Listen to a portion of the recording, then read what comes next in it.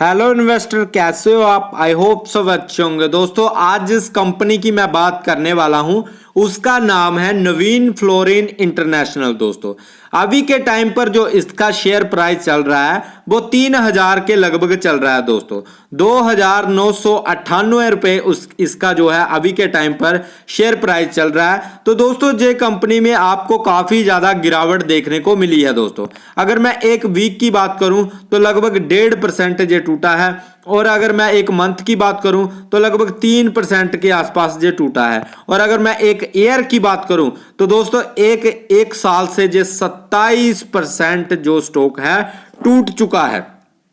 इस शेयर की क्या कमी है, ये कंपनी काम क्या करती है, इसमें अगर आप होल्डिंग लेकर बैठे हुए हो तो क्या आपको वेट करना चाहिए या निकल जाना चाहिए, या फिर आप इसमें इन्वेस्ट करने का सोच रहे हो दोस्तों, तो ये वीडियो आपके लिए काफी ज्यादा इंपॉर्टेंट होने वाली है दोस्तों। ठीक है, जहां पर हम फंडामेंटल देखने वाले हैं, कंपनी काम क्या करती है, कंपनी किस क्षेत्र में काम करती है, आगे फ्यूचर क्या है, कंपनी की इंट्रिंसिक वैल्यू क्या है, और ये आपकी इस शेयर की इंट्रिंसिक वैल्यू क्या है, क्या ये अभी के टाइम पर शेयर सस्ता है या महंगा है, ये क्यों इतनी गिरावट इसमें क्यों देखने को मिली है कि एक साल से ये गिरता ही जा रहा है। तो सब कुछ दोस्तों जहां पर एनालाइज करने वाले हैं, तो ध्यान से वीडियो को देखना। और दोस्तों, ये जो वीडियो रहने वाला है एजुकेशन पर्पस से हिसाब से रहने वाला है, आपको खुद की भी रिसर्च कर लेनी है दोस्तों। ठीक है, फिर ही कोई फैसला लेना है। पर जो मेरे कंडीशन रहती है, मेरा क्राइटेरिया रहता है, पहले हम उनको देखेंगे कि क्या ये स्टॉक उस क्राइटेरिया को फुलफिल करता है। अगर करता है तो ठीक है भाई, हम भी सोचेंगे। बाकी अगर नहीं करता है तो सब कुछ आपके सामने होगा, जो जो मैं कंडीशनें जहां पर लगाने वाला हूं दोस्तों। इसलिए वीडियो ये काफी ज्यादा इंपॉर्टेंट और काफी जहां पर मजेदार रहने वाला है कि ये स्टॉक क्यों इतनी गिरावट करके बैठा है। और अगर हम 5 साल की बात करें तो दोस्तों 5 साल से ये स्टॉक काफी अच्छा रिटर्न अपने इन्वेस्टर को दे चुका है। तो हमारी दोस्तों पहली जो कंडीशन रहती है वो होती है ऑल टाइम में स्टॉक जो है बढ़ते क्रम में होना चाहिए। ठीक है, बढ़ते क्रम में। तो क्या ये स्टॉक आपको बढ़ते क्रम में देखने को मिल रहा है? आप बोलोगे ठीक है भाई, बढ़ते क्रम में तो देखने को मिल रहा है, ऑल टाइम में हमें इस तरह से नहीं देखने को मिलना चाहिए। ये सबसे बड़ी कमजोरी होती है दोस्तों। ऐसे स्टॉक में कभी भी पैसा नहीं लगाना चाहिए जो गिरते क्रम में हो। ठीक है, जो लोअर लो बनाता चल रहा हो, ऐसे स्टॉक में कभी ना घुसे। उस स्टॉक में आप घुस सकते हो जो काफी ज्यादा ऊंचाई पर आकर थोड़ी गिरावट दिखा रहा है और जहां से सपोर्ट लेकर निकल सकता है। इसलिए मैं जो क्राइटेरिया रखा है कि इस तरह से अपर साइड को स्टॉक जाता हुआ नजर आना चाहिए दोस्तों। ठीक है, तो ध्यान में रखना। बाकी नेक्स्ट इसके हम फंडामेंटल देख लेते हैं दोस्तों कि फंडामेंटल क्या रहने वाले हैं। देखो, अगर इसका मैं हाई की बात करूं ना दोस्तों, इसका जो हाई है 4686 रुपए है दोस्तों। 4000, ठीक है, 4686 रुपए ये स्टॉक ऊपर तक गया है। अभी के टाइम पर ये 3000 के आसपास मिल रहा है। तो क्या अब आपको ये लग रहा होगा कि भाई ये तो स्टॉक बहुत ही अच्छा है, हम तो इसको ले लेंगे, ये तो भाई 2000 गिर चुका है या 1500 रुपए गिर चुका है, अब तो ये गिरेगा ही नहीं। भाई यही सबसे बड़ी बेवकूफी होती है, क्योंकि जब आप इसकी इंट्रिंसिक वैल्यू देखोगे आपको खुद पता चलेगा कि ये महंगा है या सस्ता है, या ये ओवर वैल्यूड है या अंडर वैल्यूड है दोस्तों। ठीक है, ध्यान में रखा करो इन बातों को। अगर मैं फंडामेंटल की बात करूं तो मार्केट कैप 14,527 करोड़ का जहां पर मार्केट कैप आपको देखने को मिल रहा है दोस्तों। ठीक है, अच्छा मार्केट कैप है। ठीक है, और अगर पीई रेशियो की बात करें तो पीई रेशियो आपको ज्यादा देखने को मिलेगी, क्योंकि जो हमारा क्राइटेरिया है 20 से नीचे का पीई रेशियो होना चाहिए, जो कि कंपनी का नहीं है। लगभग 43 पीई रेशियो जहां पर कंपनी का चला हुआ है, जो कि हमारे लिए एक डिसएडवांटेज है। पर आप ये नहीं जज कर सकते कि ये स्टॉक अभी खराब है। पीई रेशियो को देखकर आप इस स्टॉक को खराब नहीं बोल सकते दोस्तों। अभी हमें और भी क्राइटेरिया चेक करने हैं, क्या उनको ये कंपनी फुलफिल करती है या नहीं, फिर ही हम कोई डिसीजन लेने वाले हैं। तो फिलहाल के लिए जहां पर एक नेगेटिव पॉइंट जरूर है कि पीई रेशियो काफी ज्यादा है। पीबी रेशियो देख लेते हैं तो दोस्तों पीबी रेशियो भी ज्यादा है, क्योंकि 2 से नीचे का पीबी रेशियो होना चाहिए, जो कि 6.41 का जहां पर पीबी रेशियो देखने को मिल रहा है। ये भी एक दोस्तों नेगेटिव पॉइंट है। नेक्स्ट बात करेंगे दोस्तों इंडस्ट्री पीई की, तो इंडस्ट्री पीई इस पीई से ज्यादा होना चाहिए, जो कि कम है। ये भी एक नेगेटिव पॉइंट है दोस्तों। ठीक है। डेट ऑफ इक्विटी की बात करें तो कर्ज कंपनी के ऊपर ना के बराबर है, ठीक है। तो कंपनी पर अगर कर्ज नहीं है तो कंपनी इतनी गिर क्यों रही है, इसका जो शेयर प्राइस है इतना क्यों गिर रहा है, ठीक है, ये भी बात करेंगे। पर जहां पर कंपनी पर कर्ज नहीं है ये भी एक पॉजिटिव पॉइंट है। बाकी ऊपर जो आपने 3 पॉइंट देखे हैं ये नेगेटिव है दोस्तों। आरओई की बात करें तो ठीक ठाक ही है, अर्निंग पर शेयर भी अच्छा है दोस्तों। बाकी अगर मैं बात करूं डिविडेंड की तो डिविडेंड लगभग ना के बराबर देती है। और बुक वैल्यू की बात करें तो 457 का बुक वैल्यू भी है दोस्तों, ठीक है। कल को कंपनी भाग जाती है या गिर जाती है या खत्म हो जाती है तो आपको 457 रुपीस के पर शेयर के हिसाब से मिल जाएंगे दोस्तों। फेस वैल्यू की बात करें तो 2 की जहां पर फेस वैल्यू देखने को मिल रही है दोस्तों, ठीक है। अब हम कंपनी की फाइनेंशियल कंडीशन देखेंगे दोस्तों कि कंपनी के अंदर क्या चल रहा है, क्या इसका कैश फ्लो अच्छा है, बैलेंस शीट अच्छी है, क्या इसमें दिक्कत है जिसके कारण ये गिरावट कर रहा है दोस्तों, ठीक है। वो भी 1 साल से गिरावट कर रहा है, 17% की जहां पर दोस्तों जो है गिरावट देखने को मिल चुकी है। अब जहां पर दोस्तों अगर हम ईयरली की बात करें तो रेवेन्यू कहीं ना कहीं बढ़ा है, ठीक है। और अगर मैं प्रॉफिट की बात करूं तो प्रॉफिट कहीं ना कहीं दोस्तों जहां पर 2023 में थोड़ी सी परफॉर्मेंस अच्छी की है। नेटवर्थ की बात करें तो नेटवर्थ भी कहीं ना कहीं कंपनी का बड़ा है। पर अगर हम व्यू डिटेल में देखें कि ईयरली में अच्छा हो रहा है तो दोस्तों जहां पर देख सकते हो नेट प्रॉफिट कंपनी के पास जरूर आ रहा है, ठीक है।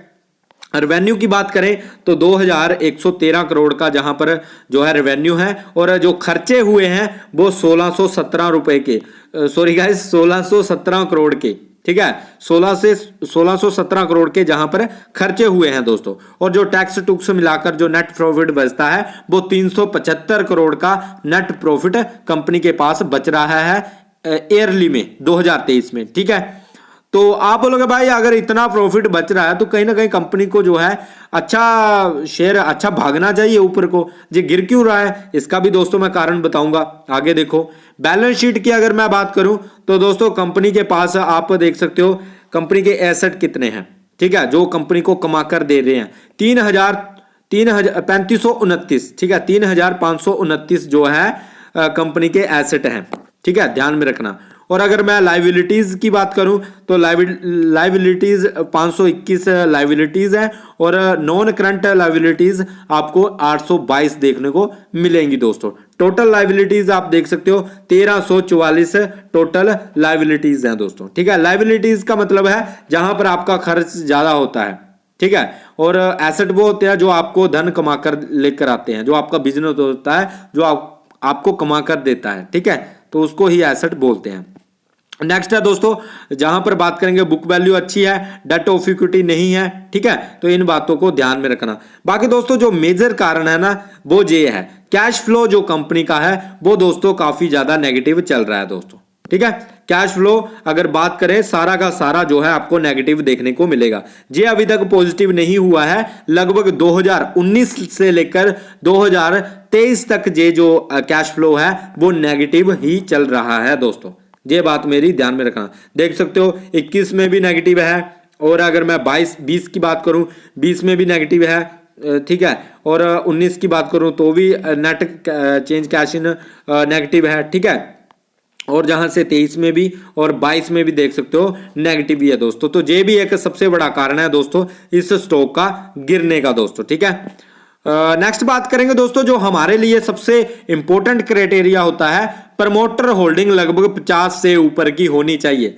क्या इस स्टॉक में आपको इस कंपनी में प्रमोटर होल्डिंग आपको 50 से ऊपर नजर आ रही है? आप बोलोगे भाई नहीं, ये 28% की होल्डिंग हमें प्रमोटर की देखने को मिल रही है। तो जहां से एक और नेगेटिव पॉइंट मिल चुका है, एक कैश फ्लो नेगेटिव है, प्रमोटर होल्डिंग नहीं है, फिर पीई रेशियो ज्यादा है, पीबी रेशियो ज्यादा है, इंडस्ट्री पीई ज्यादा है, तो कहीं ना कहीं काफी ज्यादा जो है हमें नेगेटिव पॉइंट अब मिल चुके हैं। आगे भी देखते हैं कि क्या क्या हो रहा है, ठीक है। जहां पर प्रमोटर होल्डिंग खराब है, लगभग मुझे चाहिए 50 से ऊपर की, वो नहीं है, वो हमारा क्राइटेरिया, वो हमारी कंडीशन को जे फुलफिल नहीं कर रहा है, ठीक है। रिटेल की 35 है, ये भी थोड़ा गलत है, लगभग 10-15 की रिटेल की इन्वेस्टिंग हो वो अच्छा रहता है। फॉरेनर इंस्टीट्यूशन की बात करें तो लगभग 15.92 की जहां पर देखने को मिल रही है, ठीक है। और म्यूचुअल फंड की बात करें तो 19% की होल्डिंग जहां पर देखने को मिल रही है दोस्तों। ठीक है, तो ये कुछ था। अब नेक्स्ट हम देख लेते हैं और क्या है, कंपनी काम क्या करती है दोस्तों। सबसे बड़ी बात, कंपनी काम क्या करती है ये हमें पता चाहिए कि कंपनी का बिजनेस मॉडल क्या है, आगे फ्यूचर में क्या कर सकती है। तो ध्यान से देखना कि कंपनी काम क्या करती है। Navin fluorine international limited NFIL Padmanabh Mafatlal समूह का एक हिस्सा है जो कि 1967 से फ्लोरोकेमिकल, दोस्तों ध्यान में देखना केमिकल का नाम आ रहा है जहां पर, तो केमिकल की इंडस्ट्री में ये काम करती है, फ्लोरोकेमिकल उद्योग में मौजूद है और सबसे बड़ी विशेष फ्लोरोकेमिकल कंपनियों में से एक है।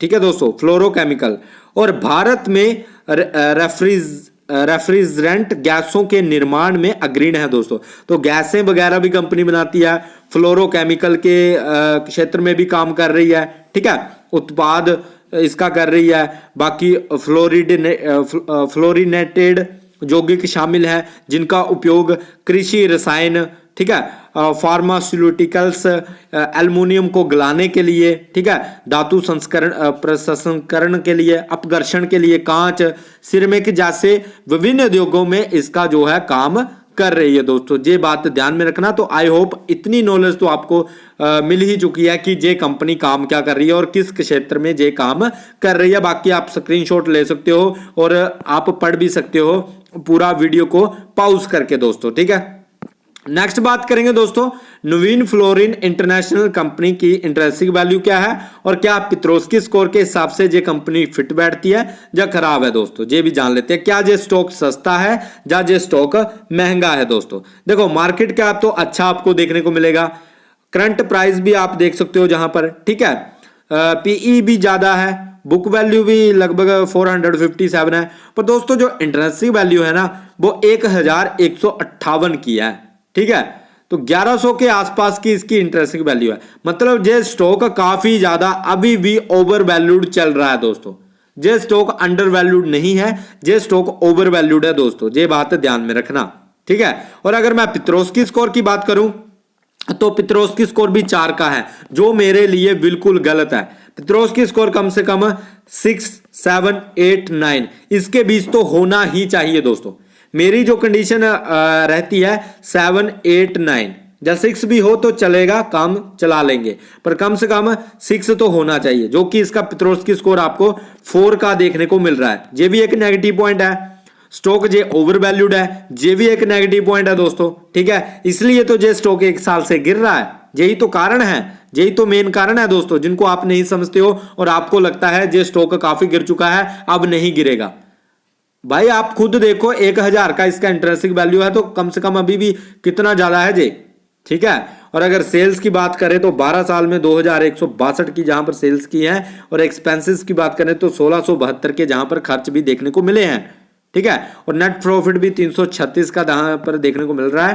हालांकि जो इसका अगर मैं बात करूं स्कोर कार्ड की, तो दोस्तों परफॉर्मेंस एवरेज है, स्टॉक जो है ओवर वैल्यूड है, हाई चल रहा है। अभी के टाइम पर इसको खरीदना मेरे लिए तो भाई नामुमकिन है, मैं नहीं खरीदने वाला। मैं अगर अपने लिए जे स्टॉक अगर डिसाइड करता हूं तो मैं इसको नहीं खरीदने वाला। ठीक है, अभी काफी ज्यादा ओवर वैल्यूड चल रहा है दोस्तों। ठीक है, ग्रोथ की अगर बात करें तो ग्रोथ भी लो है। प्रॉफिटेबिलिटी की अगर बात करें तो हाई देखने को जरूर मिल रही है क्योंकि स्टॉक थोड़ा सा गिरा हुआ है।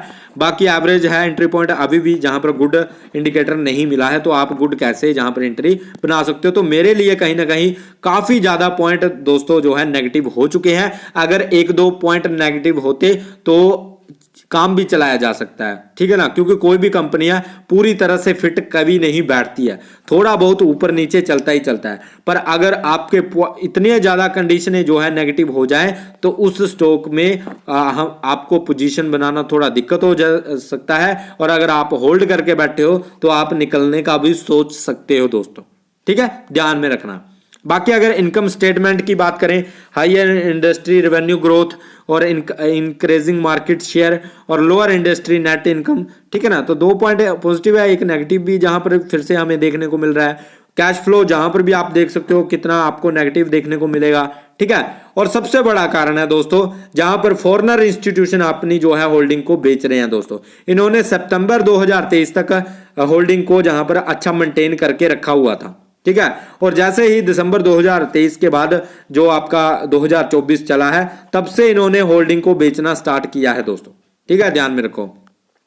अगर रिटेल की बात करें तो रिटेल जहां पर जो है लगभग सेम टू सेम होल्डिंग लेकर चला हुआ है, ना बेच रहा है ना बढ़ा रहा है, लगभग चल रही है होल्डिंग, ठीक है। और अगर मैं बात करूं दोस्तों जहां पर अदर डोमेस्टिक की, तो 9% की डीआई ने जहां पर होल्डिंग बढ़ाई है, जहां पर अच्छा खासा जहां पर डीआई ने खरीदारी करके रखी है दोस्तों इस स्टॉक में। म्यूचुअल फंड की बात करें तो म्यूचुअल फंड भी काफी ज्यादा जहां पर होल्डिंग लेकर बैठा हुआ है, तो ये एक पॉजिटिव पॉइंट है। बाकी एफआई ने जहां पर होल्डिंग बेची है दोस्तों। प्रमोटर की बात करें जो कि ज्यादा होनी चाहिए, प्रमोटर के पास होल्डिंग काफी कम है, तो ये भी क्राइटेरिया मेरे लिए एक नेगेटिव रहता है दोस्तों, ठीक है।